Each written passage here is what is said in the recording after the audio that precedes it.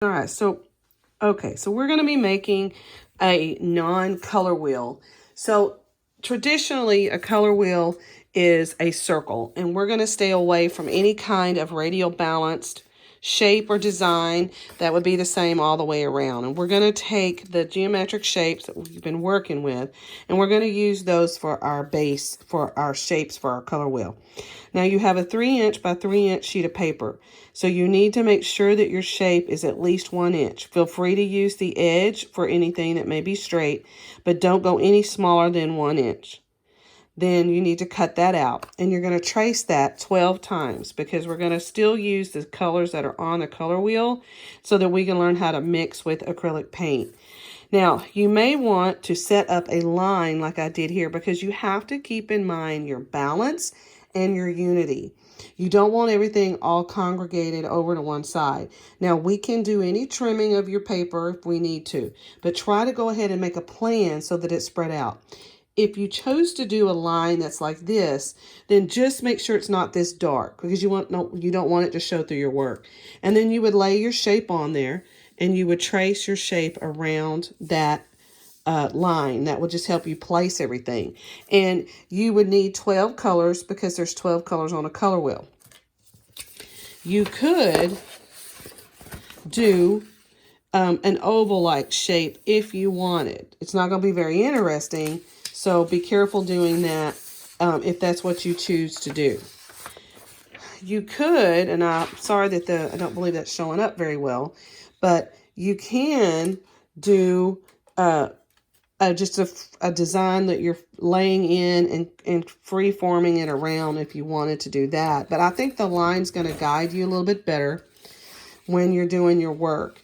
Because you don't want, as you can see here, I have a lot of empty space up at the top corner here. So that is a balance issue, so I'm going to have to be careful with where I start my colors. Now, you can also trace and have them touch.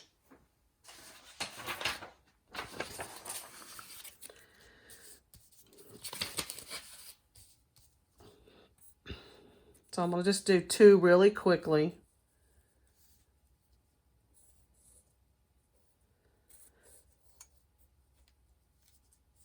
Hold them steady because they will move on you.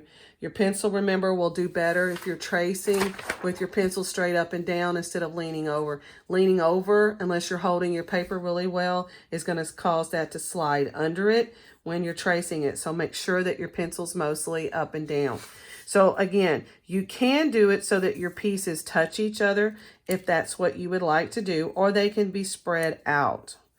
But that's a decision only you can make. Remember, we're doing 12. Okay, so they can touch as they move around your page, or they can be spread out. So this is one example of that, where it starts and goes around the page. And then there's this one where I started and I worked my way here, went up, and then it's almost as if I had a curved line here, and then it went back up and then down to here. Now, once you get that part finished, you're going to start and just put a light letter so that you can label it. And I started, yellow is always, and 99% of our color wheels, yellow's at the top. So I started my yellow over here, but you could always put your yellow here. And you could then work from that yellow where you would have your yellow, and then yellow, green, green, blue, violet, and then you can work this direction for the other way.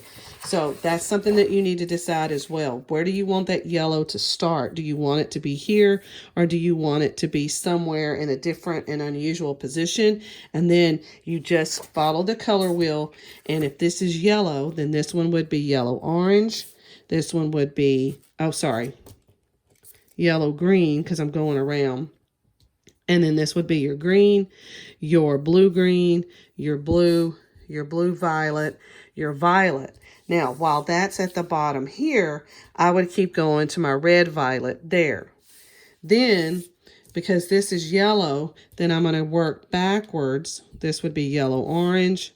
This would be orange. This would be my red, and this would be my red orange, for example. So that's another decision you have to make on how you want to get it marked before we paint.